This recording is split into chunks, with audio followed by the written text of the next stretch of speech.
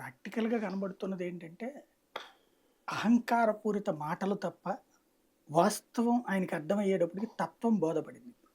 హుహు. ఇప్పటికీ ఆ మాటల్లో అహంకారం తప్పించి, ప్రాక్టికాలిటీ మిస్ అయింది.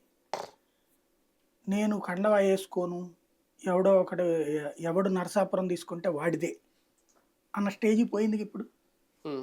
నరసాపురం తీసుకుంది బీజేపీ. అవును. ఇచ్చిందా ఈయనకి? హ్మ్.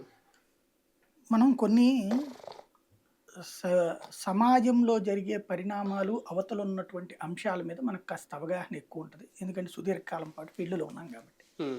అవతలోళ్ళ ఇగోస్ ఎట్లుంటయి, యాటిట్యూడ్ ఎట్లా ఉంటుంది, ఇది 100కి 80% అసెస్ చేయగలం. హ్మ్. ఒక 20% మిస్ అవ్వచ్చును. హ్మ్. అది అనుకోకుండా జరిగేటటువంటి పొరపాటు తప్పించి, అసెస్‌మెంట్ ఫెయిల్యూర్ అవ్వచ్చు. అవును. ఒప్పుకోవాలి. 80% నేను మొట్టమొదటి నుంచి చెప్తున్నా. రఘురామకృష్ణరాజుని ఎవ్వడూ నెత్తిన పెట్టుకోడు. ఎందుకు అంటే తిన్న ఇంటి వాసాలు లెక్కేసేటటువంటి ద్రోహిని ఇంకొకటి తెచ్చుకుని ద్రోహం ఎందుకు చేయించుకుంటాడు?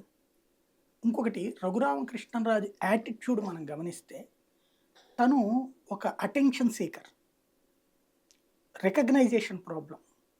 అదేంటంటే సైకలాజికల్ భాషలో చెప్పాలంటే గుర్తింపు కోసం తాపత్రయం పడే వ్యక్తి హ్మ్. అతను. అంతకుముందు రఘురామకృష్ణరాజు ఎవడికి తెలుసు? కానీ ఆయన కోరుకుని గుర్తింపొస్తుందిగా ఇప్పుడు. అది. ఈ హ్మ్. గుర్తింపు మంచో చెడో ఏదో ఒకటి ఆ! కావాలని ఏదో ఏదో కోరుకున్నాడు. రకంగా అదే వచ్చింది. అదే. కావాలని కోరుకున్నాడు హ్మ్. ఆయన హ్మ్. కూడా. హ్మ్.